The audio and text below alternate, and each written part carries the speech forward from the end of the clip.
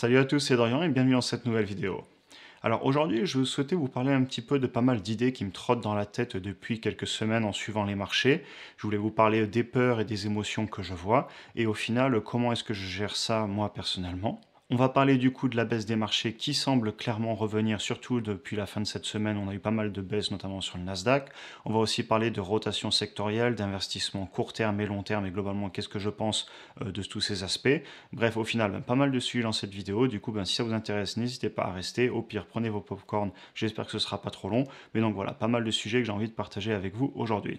Évidemment, tout ce que je vais vous dire dans cette vidéo me concerne personnellement et correspond à mon profil, c'est-à-dire une personne qui a des décennies devant elle et qui investit de l'argent dont il n'a pas besoin et du coup dont je n'ai pas besoin a priori sur le court terme. Et comme c'est mon type de profil, eh bien j'attaque mon risque en conséquence, et le plus je me rapprocherai de la retraite, et le plus ma répartition ira très certainement vers des actifs de rendement et des actifs un petit peu moins risqués, alors qu'à l'inverse, par exemple, aujourd'hui dans mon portefeuille, j'ai des ETF, j'ai pas mal d'actions croissantes, j'ai des actions à dividendes, mais par exemple, à l'inverse, j'ai pas d'obligations d'État, j'ai pas d'assurance vie, j'ai pas tout ce type de produits financiers, entre guillemets, un petit peu plus safe et moins risqués. Évidemment, ceci serait totalement différent si je n'avais pas 31 ans, mais peut-être 50 ou 60 ans, et dans ce cas-là, j'aurais certainement des actifs, entre guillemets, plus diversifiés, moins risqués, avec des plus gros rendements, pour plus profiter de mon capital, mais encore une fois, à mon âge, je suis dans une période de croissance de mon patrimoine, et je n'essaie pas spécialement d'obtenir des rentes via l'investissement. Alors je vous propose de revenir rapidement sur les marchés, voir un petit peu ce qui s'est passé quand même. Donc comme on le voit, on a eu une forte baisse là ce vendredi sur les marchés. On voit le S&P 500 qui a perdu presque 3%, de la même façon pour le Dow Jones et 2,5% pour le Nasdaq. Ça se retrouve très bien si on va voir le graphique du Nasdaq. Alors là je vous l'ai mis long terme, mais si on regarde juste les journées qu'il y a eu, eh bien on voit qu'effectivement on a eu une belle baisse ici. Attendez, je vais zoomer qu'on voit un petit peu mieux. Donc voilà, on voit qu'on a eu une belle baisse. Et donc, comme on en avait parlé dans les vidéos d'il y a quelques semaines, je pensais sincèrement que la baisse n'était pas forcément finie. Ce n'était pas une raison pour moi, du coup, d'aller mettre tout l'argent que j'avais en stock d'un coup. J'ai été patient, j'ai encore pas mal d'argent de côté pour investir. Et comme je vous le disais, de toute façon, j'investis chaque mois. Et comme on va en parler un petit peu plus tard, c'est pas forcément un gros problème pour moi d'avoir une baisse sur le court terme. Aussi, ce que je voulais préciser, c'est que pendant presque 6 mois, là, on a eu toutes les petites et moyennes entreprises qui se sont clairement faites massacrer en bourse. Et par contre, maintenant, ça y est, on commence enfin, hélas, ou tant mieux, ça dépend de votre position si vous voulez acheter ou pas, mais on commence enfin à avoir des baisses sur des grosses actions. Donc par exemple, si on va voir une entreprise comme Google, eh bien ça y est, on a cassé ce niveau sur lequel on était depuis très longtemps, autour des 2500 $. Donc là, elle est repassée sous les 2400. Je considère très certainement en racheter un morceau d'une action, voire une action entière. Donc ça fait partie des GAFAM, c'est les très grosses actions. On voit Nvidia qui a aussi cassé ce niveau de résistance qu'on avait aux 208 $ à peu près. Donc pareil, c'est forcément pas une très bonne nouvelle d'un point de vue graphique. L'action pourrait descendre beaucoup plus bas. Ça va aussi me permettre d'en racheter du coup, tant mieux. PayPal, bon PayPal, on sait très bien qu'elle a dégringolé depuis plusieurs mois. Elle fait partie quand même des grosses entreprises, mais elle avait déjà souffert. On peut aussi aller voir du coup dans les GAFAM Apple. Alors Apple tient encore. Mais on va voir, ils ont leurs résultats la semaine prochaine, on verra s'ils ont eu des bons résultats ou surtout les prévisions futures, est-ce qu'ils annoncent un ralentissement ou pas. L'action pourrait clairement corriger vu ce qu'on voit, ce qui s'est passé sur Google par exemple. Amazon, ben pareil, elle a commencé à redescendre, alors elle n'est pas encore redescendue sur les 2007 où je l'avais acheté il y a environ 2 mois, là on voit en février, mais bon clairement elle est redescendue. Et ensuite, si on continue, ben, on a aussi Facebook des GAFAM qui est revenu à un plus bas là qu'on avait eu au niveau de mars, enfin pas un plus bas, mais le plus bas des derniers mois, je veux dire. Et clairement, elle pourrait casser et encore baisser. Donc voilà, clairement, il y a pas mal d'actions qui sont en train de baisser. Si vous avez acheté une action sur ces 6 derniers mois, eh bien, il y a assez peu de chances qu'elle soit à la hausse. Il y en aura quelques-unes, on va en parler un petit peu plus tard. Il y a des actions qui ont aussi bien profité et qui profitent toujours quand on a des peurs sur les marchés, de récession et de difficultés sur les marchés. Et d'ailleurs, comme je le répète à chaque fois, petit aparté, ben moi j'accepte les risques. J'ai acheté ces entreprises pour le très long terme. Et à vrai dire, je me moque un petit peu de ce que fait le marché sur le court terme. Et si les prix baissent, eh bien, ça va juste me permettre d'en acheter plus, sachant que ce sont les entreprises dans lesquelles je crois pour le long terme. Et ça me permet du coup de revenir sur quelque chose dont je parle souvent, et c'est la gestion entre guillemets de ses propres risques et de sa capacité émotionnelle à encaisser des risques. Moi personnellement, j'ai une majorité de mon patrimoine qui est dans des investissements que je considérerais entre guillemets bons pères de famille, et j'ai aussi quelques startups très risquées sur lesquelles je pourrais perdre tout mon argent, mais bon, je l'accepte et ça représente qu'une très petite partie de mon patrimoine, mais à l'inverse, j'ai aussi des forts potentiels de gains dans le futur si ces entreprises réussissent à faire ce pourquoi elles travaillent au quotidien. Et au final, final, je vous invite à faire le même. Au final, c'est votre argent. Essayez d'investir dans les entreprises dans lesquelles vous croyez vraiment, ou d'investir dans des choses moins risquées si vous ne sentez pas la capacité d'encaisser des fortes baisses en bourse, car au final, c'est votre propre argent et personne ne viendra vous donner de conseils ou vous aider. Ce sont que vos décisions au final. Très bien, donc j'en ai fini avec cette petite introduction où on parlait un petit peu des marchés, de ce qui s'est passé ces derniers temps. Et maintenant, on va passer dans tous les points dont je voulais vous parler un petit peu sur comment j'analyse le marché, comment gérer ses émotions, etc. Alors, il y a beaucoup de peur sur les marchés depuis plusieurs mois et c'est très inconfortable. Et je pense que beaucoup de personnes ne peuvent pas forcément le supporter. D'ailleurs, personnellement, sachez que je ne regarde en gros jamais mon portefeuille s'il est à la hausse ou à la baisse, car je trouve ça totalement contre-productif et pas très utile au final. Alors évidemment, je le fais pour les vidéos, mais clairement, ce n'est pas du tout pour moi un exercice qui fait plaisir ou qui est marrant, que ce soit à la hausse ou à la baisse d'ailleurs. Et au final, je le fais car ces vidéos, elles vous plaisent et puis elles ont un intérêt aussi de montrer que sur le long terme, dans quelques années, quand on regardera en arrière, eh bien on verra certainement que beaucoup de mes actions sont bien montées. Mais par contre, personnellement, je ne pense pas que ce soit une bonne chose de regarder ça. Parce que, à vrai dire, si on pense vraiment long terme, eh bien on s'en moque un petit peu quelle est telle action à la hausse, telle action à la baisse, je suis à plus 30% sur celle-là, à moins 20 sur celle-là, c'est pas très important. Ce qui importe pour moi, et par contre ce que je regarde tout le temps au quotidien, c'est la valeur en bas de mes tableaux, la valeur totale de mon patrimoine dans tous mes différents actifs et quelles sont les fluctuations de celui-ci sur le long terme. Par contre, au jour le jour, à vrai dire, je m'en moque un petit peu, je préfère concentrer mon temps à gagner plus d'argent, à trouver de nouvelles entreprises, qu'à m'inquiéter de voir des fluctuations sur le court terme. Comme le dit très bien Benjamin Graham, sur le court terme, le marché il fait ce qu'il veut, Mr Market il donne le prix qu'il veut à vos entreprises, mais sur le long terme, on reviendra toujours aux fondamentaux de l'entreprise. Et une des autres principales raisons pour laquelle je ne fais pas ça, c'est parce qu'en fait c'est très vicieux. En effet, si vous avez une action à la hausse, eh bien vous hésitez d'en acheter plus parce que vous dites oh je suis à la hausse, j'ai un beau pourcentage en vert, je suis à plus 30, plus 50, je ne vais pas en acheter. Et c'est une erreur parce que si l'entreprise elle a un beau potentiel, on s'en moque qu'elle soit déjà montée. Ce qui est important, c'est votre patrimoine total, c'est combien vous aurez dans cette entreprise et de combien ça va grossir. Et à l'inverse, si vous avez une action à la baisse, eh bien ça pourrait être une opportunité d'en racheter plus. Et au final, vous allez peut-être écouter toute la négativité autour, les gens qui vous disent que vous avez fait une erreur, etc. Alors que vous devriez vous écouter vous-même. Et si vous croyez dans les fondamentaux de l'entreprise, de ce qu'elle va faire dans le futur, eh bien il n'y a pas de raison de ne pas en racheter plus, ou tout simplement de ne pas garder sa position au moins et de ne pas la vendre. Et clairement, j'ai beaucoup d'actions justement sur lesquelles je n'écoute pas ces bruits. Et par exemple, j'avais racheté du Microsoft et du Tesla et plein d'autres actions, Skyworks Solutions, Qualcomm, etc., qui étaient à la hausse. Et j'en ai racheté plus et je suis très content de l'avoir fait. Et à l'inverse, eh bien, il y a des actions sur lesquelles j'étais fortement à la baisse. Et j'en ai racheté, on peut citer PayPal, Palantir et plein d'autres. Et c'est pas forcément un problème pour moi parce que c'est les entreprises que je vais conserver sur le long terme. Donc très bien, maintenant passons sur le prochain point, et dans celui-là je voudrais vous parler un petit peu sur combien de temps va durer la baisse, à quoi on peut s'attendre, comment réussir à gérer émotionnellement de très longues périodes. Et pour ça, je vais vous ramener sur le graphique du Nasdaq, juste pour vous faire comprendre qu'on peut avoir des très longues baisses. En fait, si vous regardez par exemple ici, là on est déjà sur une baisse qui vient de durer 4 mois et demi, presque 5 mois, on est fin avril. Si vous prenez depuis fin décembre, début janvier, on a perdu 20% en 5 mois. Et d'ailleurs, ce genre de baisse, on peut très bien les retrouver dans le passé. Si vous remontez très loin, on va peut-être pas le faire ici, et encore si, on peut y aller. Par exemple, là, je me rappelle de la baisse de 2018, on a eu une baisse entre octobre et janvier de plus de 3 mois, avant que ça remonte, et on a eu des baisses beaucoup plus longues. Alors, on va remonter en 2007-2008, ça va aller très loin, mais bon, voilà. Et là, si on y remonte, 2007-2008, donc vous voyez, on est parti ici, et la baisse, elle a duré de novembre 2007 à mars 2009. Donc plus de 2 ans de baisse. Et honnêtement, ça va faire très mal, et ça fait très mal, et ça risque d'arriver encore. Mais ce que je veux vous montrer ici, eh bien, c'est le long terme. Même si, certes, les graphiques sur le court terme, 1 an, 2 ans, ça peut faire mal, eh bien, regardez ce qui se passe sur le long terme. Alors, je vais passer en weekly, parce que sinon, on ne va jamais faire rentrer le graphique. Mais donc voilà.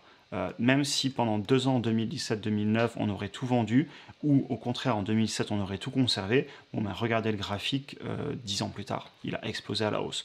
Donc voilà, il ne faut pas pour moi confondre le court terme et le long terme. Sur le court terme, et je parle ici de 1 mois, 2 mois, 5 mois, 10 mois, 1 an, 2 ans, ça peut faire très mal. Par contre, je suis persuadé que si vous avez des entreprises ou même des fonds indiciels type Nasdaq, S&P 500, ETF Monde, ETF marché émergent, pardon, etc., eh bien, je suis persuadé que sur le long terme, il n'y aura pas de souci. Par contre, sur le court terme, eh bien, clairement, ça va faire mal. D'ailleurs, en parlant de patience, d'attendre 1 an, 2 ans et de réussir à se gérer émotionnellement, Warren Buffett dit souvent que les marchés financiers, en fait, c'est un outil pour transférer l'argent de la poche des gens impatients dans la poche des gens patients. Et honnêtement, j'adhère tout à fait avec cette philosophie et je pense que c'est vrai. Quelque chose que je voulais aussi vous dire en parlant d'entreprises qui peuvent baisser pendant 1 an, 2 ans, eh bien il se pourrait aussi sur les actions très risquées que vous ayez des entreprises qui fassent faillite ou que vous perdiez vraiment de l'argent. Et dans ce cas-là, eh bien, écoutez, au pire, ce sera une leçon, on apprend toujours, tout le monde fait des erreurs, même les plus grands investisseurs, on fait tout pour ne pas en perdre et pour le perdre le moins d'argent possible, mais si vous ne faites rien, ben, vous n'arriverez jamais à rien, et si vous faites quelque chose, eh bien, vous ferez des erreurs. Je suis persuadé que c'est en faisant qu'on apprend, c'est en forgeant qu'on devient forgeron, comme le dit l'expression. Et à l'inverse aussi, je ne suis pas du tout quelqu'un de dramatique, et je pense que la majorité des entreprises dans lesquelles on investit, ou encore mieux ben, les fonds indiciels type ETF, je suis persuadé que dans 5 ans ou 10 ans, ils seront bien plus hauts qu'ils sont maintenant, et peut-être que dans 1 an à 2 ans, ils seront beaucoup plus bas que maintenant, mais sur le long terme, si c'est de la qualité, ou même si c'est des fonds indiciels diversifiés, eh bien je suis persuadé que ça ne pourra que monter à partir du moment où l'économie dans laquelle vous investissez grossit aussi. Et un autre point aussi qui est réconfortant, c'est que ben, si les entreprises payent des dividendes pendant ce temps-là, vous allez les recevoir et vous avez du cash flow que vous pouvez réinvestir ou utiliser pour autre chose. Et de la même façon, la plupart des ETF sont distribuants, du moins ceux que je prends le son, et donc ce cash flow, au pire, eh bien, vous aidera un petit peu à passer la forte baisse et à vous faire sentir mieux. Pour conclure sur cette partie d'investissement long terme par rapport au court terme et comprendre que sur le court terme, le marché fait ce qu'il veut, eh bien, je vous avais fait aussi une vidéo sur le livre de l'investisseur intelligent de Benjamin Graham. Mais dedans, je parle de cette vision long terme et je montre tous les passages de Benjamin Graham où il dit que sur le court terme, le marché fait ce qu'il veut, mais que si vous avez un horizon 10 ans, 20 ans, 30 ans, eh bien, en fait, ça n'a aucune influence sur votre performance. Très bien, passons sur le prochain point sur lequel je voulais revenir. Et en fait, on va parler de quelque chose qui me fait peur et que je vois en ce moment sur les marchés. J'entends beaucoup parler dans d'autres vidéos ou de personnes autour de moi, ou etc., bref, un peu de partout, qu'il faut faire une rotation, faire des actions value, qu'il faut acheter les entreprises anti-récession, etc. Alors, ces actions, pour moi, ce sont des très bonnes entreprises, j'ai aucun doute là-dessus. Je peux vous montrer, par exemple, sur le graphique, on prend, pardon, pas un Facebook, on va prendre un Walmart qui a explosé là ces derniers mois, on va prendre aussi ben, Target qui a explosé ces derniers mois, et puis ben, je vous parlais aussi de P&G bon, ben, qui a explosé. Donc clairement, ce sont des entreprises qui ne souffrent pas du tout de la récession, bien au contraire, elles vont en profiter, et ce sont des entreprises sur lesquelles on est tous très exposés via nos ETF, notamment le S&P 500, il faut en avoir confiance. Par contre, moi, ce qui me fait peur, donc, c'est pas du tout d'investir dans ces entreprises qui, pour moi, sont des très bonnes entreprises. Par contre, c'est la mentalité qu'il y a derrière.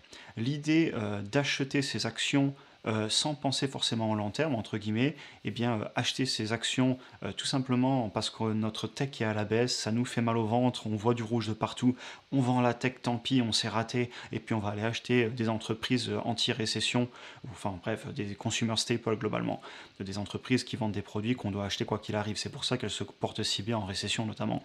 Et on va acheter ça, et puis dans 6 mois, eh ben, quand elles vont rebaisser, ce sera encore la panique, et on va aller racheter de la tech parce que la tech repart à la hausse. Je pense que c'est pas du tout une bonne idée. À mon avis, si vous achetez ces entreprises pour 10 ans ou plus, parfait, génial, allez-y, peu importe le moment. Par contre, si c'est dans une mentalité de trading, eh bien, je ne le ferai pas personnellement, en tout cas, c'est ma vision des choses. Évidemment, je dis le mot trading, sachez que comme je le dis à chaque fois, moi j'ai aucun problème avec le trading, c'est une stratégie. Par contre, pour moi c'est un métier à plein temps, il faut savoir énormément contrôler ses émotions, c'est très technique, il faut très bien gérer ses risques, et je pense que c'est pas fait pour tout le monde. Si vous en faites, eh bien félicitations. Moi personnellement, j'en fais pas. Après, ne jamais dire jamais, pourquoi pas un jour m'y essayer. Par contre, ce sera clairement un autre portefeuille que je considérerais un portefeuille sur lequel j'accepte de perdre de l'argent, très risqué, et que je me permets de toucher au quotidien. Pourquoi pas un jour le faire, ce serait peut-être une expérience intéressante sur la chaîne. Dites-moi si ça vous intéresserait que je mette 1000 ou 2000 sur un compte et que j'apprenne à faire du trading. Bon, c'est pas prévu, j'ai pas mal de choses à faire, pas mal de choses sur la planche. Mais bon, ben voilà, pour moi, il faut bien différencier l'investissement long terme et le trading. C'était le message que je voulais vous faire passer ici. Un autre chapitre que je voulais aborder, et un autre point du coup, ce sont le fait de prendre des gains si on voit une tendance baissière apparaître. Alors personnellement, j'y ai beaucoup pensé les dernières semaines et clairement j'aurais dû le faire parce que vu comme le marché il s'est cassé la gueule, pardon l'impolitesse, mais bon c'est ce qui s'est passé, on est bien retombé, eh bien j'aurais dû vendre et puis clairement j'aurais été gagnant.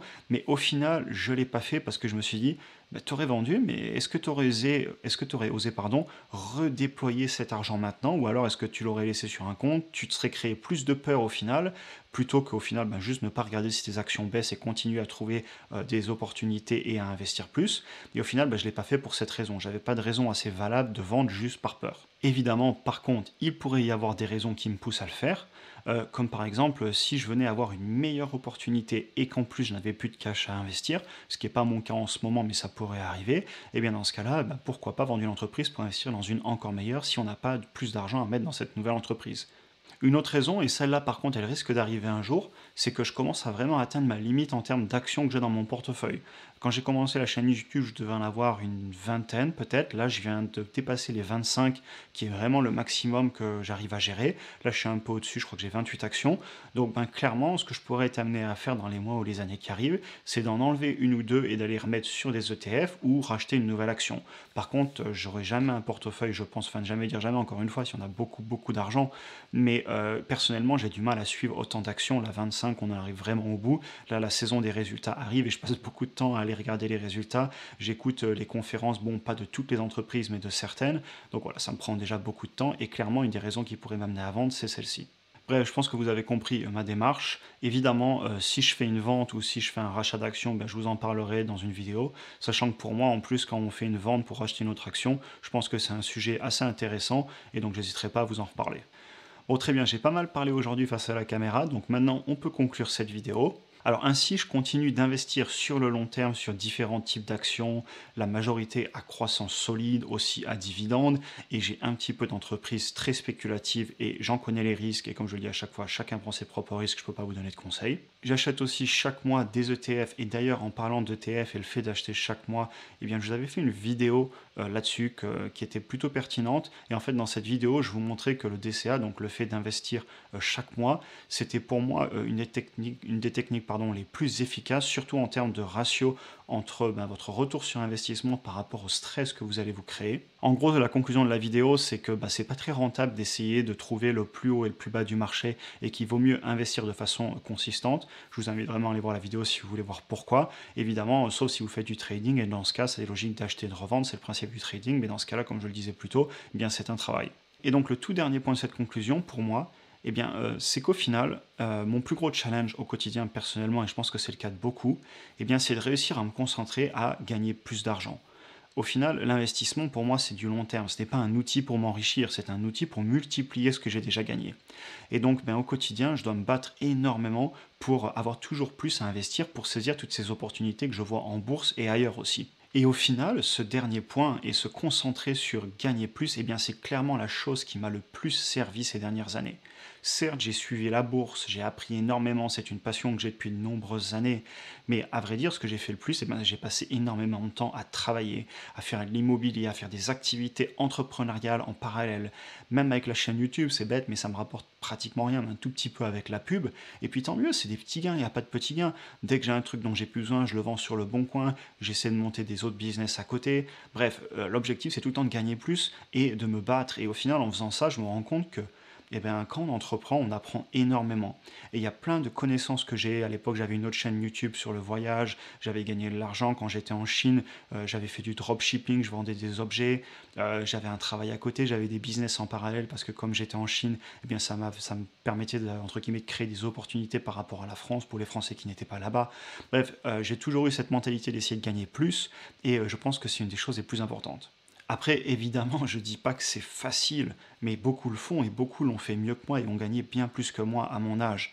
Mais ce que je voudrais quand même vous rappeler, comme je le dis souvent, c'est que, en fait, une fois que votre patrimoine commence à vraiment grandir, disons par exemple 100 000 € investis dans différents actifs, vraiment pour moi, c'est un nouveau palier.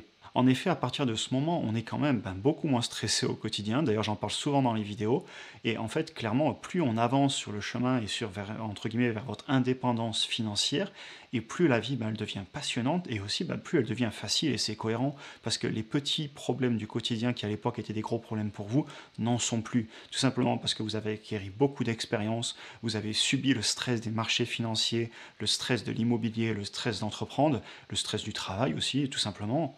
Et au final, eh bien, ça vous forge et ça vous rend meilleur. Et en plus, vous rajoutez à ça le fait d'avoir de plus en plus de patrimoine, clairement, ça vous fait une vie qui est pour moi beaucoup plus enrichissante et qui vous donne plus de choix de faire ce que vous voulez, de changer, de déménager, de voyager. Et vraiment, au final, c'est ce qui me motive le plus, c'est ce que j'essaie vraiment de transmettre à travers cette chaîne. Et si en faisant ça, ça peut aider certains à atteindre ce premier palier, par exemple des 100 000, et puis après aller plus loin, je pense au final que c'est certainement une des meilleures choses qu'on peut faire. Évidemment, si c'est notre objectif, je critique pas ceux qui ne le font pas, mais clairement, j'encourage tout le monde à le faire parce que ça change la vie. Bref, j'en ai fini avec cette vidéo, j'ai beaucoup parlé.